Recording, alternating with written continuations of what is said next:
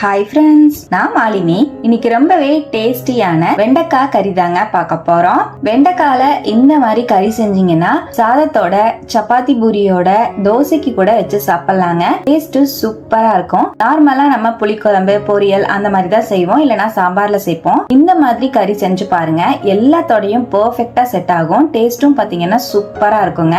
ரொம்பவே டேஸ்டியான இந்த வெண்டைக்காய் கறியை இப்ப எப்படி செய்யறதுன்னு பார்க்கலாங்க.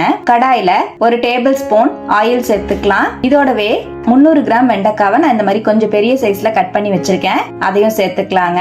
வெண்டைக்காவை நல்லா வதக்கிக்கலாம். வெண்டைக்காவோட வலுவலுப்பு தன்மை எல்லாம் போகணும், அந்த அளவுக்கு வதக்கிக்கலாங்க. வெண்டைக்காவை மீடியம் டு ஹை ஃப்ளேம்ல வச்சு நல்லா வதக்கிக்கலாம். வெண்டைக்காய் வதங்கிட்டு இருக்கும் போதே கறிக்கு தேவையான மசாலா அரைச்சுக்கலாம். மிக்ஸி ஜார்ல ஒரு பெரிய வெங்காயம் சேர்த்துக்கலாங்க. ஒரு டேபிள் ஸ்பூன் பூண்டு சேர்த்துக்கலாம். 1 இன்ச் இஞ்சிய பொடியா கட் பண்ணி சேர்த்துக்கலாம். 1/4 கப் தேங்காய் ஆட் பண்ணிக்கலாம். 2 மீடியம் சைஸ் தக்காளி சேர்த்துக்கலாம். 1 டீஸ்பூன் பொட்டுக்கல்ல, 1 டீஸ்பூன் கசகசா, சின்னதா 2 துண்டு பட்டை, 4 கிராம்பு சேர்த்துக்கலாங்க. ஒரு கை அளவு மல்லித்தலை சேர்த்துக்கலாம். தேவையான அளவுக்கு தண்ணி விட்டு நல்லா நைஸா அரைச்சுக்கலாங்க. பாருங்க, இந்த மாதிரி நல்லா நைஸா அரைச்சிட்டேன். இருக்கட்டும். நம்ம வெண்டைக்காவும் பாத்தீங்கன்னா நல்லா வலுவலுப்பு தன்மையெல்லாம் போயிட்டு நல்லா வதங்கிடுச்சு. இப்ப நம்ம வதக்கி வச்சிருக்கிற வெண்டைக்காவை அப்படியே வெளியே எடுத்துடலாம். எல்லா வெண்டைக்காயும் வெளியே எடுத்துட்டேங்க. அதே கடாயில எக்ஸ்ட்ராவா 1 டீஸ்பூன் ஆயில் சேர்த்துக்கலாம்.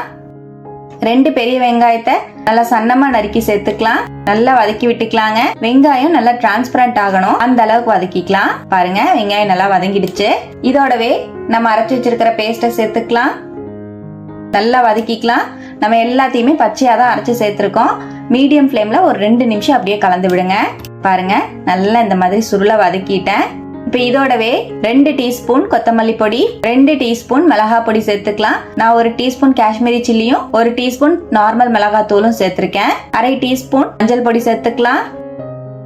1/2 டீஸ்பூன் கரம் மசாலா தூள் சேர்த்துக்கலாம். நல்லா மிக்ஸ் பண்ணிக்கலாங்க. பொடி எல்லாம் சேர்த்துட்டு மீடியம் ஃப்ளேம்ல வச்சு நல்லா கலந்து விட்டுக்கலாம். இதோடவே 1 டீஸ்பூன் கல்லுப்பு சேர்த்துக்கலாம். நல்லா மிக்ஸ் பண்ணிக்கலாம். இப்ப நல்லா கலந்து விட்டுட்டேன். பொடியெல்லாம் சேர்த்ததுக்கு அப்புறம் மீடியம் ஃப்ளேம்ல 1 நிமிஷம் அப்படியே நல்லா கலந்து விட்டுட்டு மிக்ஸி ஜார் அலசி 2 கப் அளவுக்கு தண்ணி சேர்த்துக்கலாங்க. நல்லா மிக்ஸ் பண்ணிக்கலாம். இப்ப அப்படியே மூடி போட்டு மீடியம் ஃப்ளேம்ல 3ல இருந்து 4 நிமிஷம் அப்படியே விட்டுருவோம்.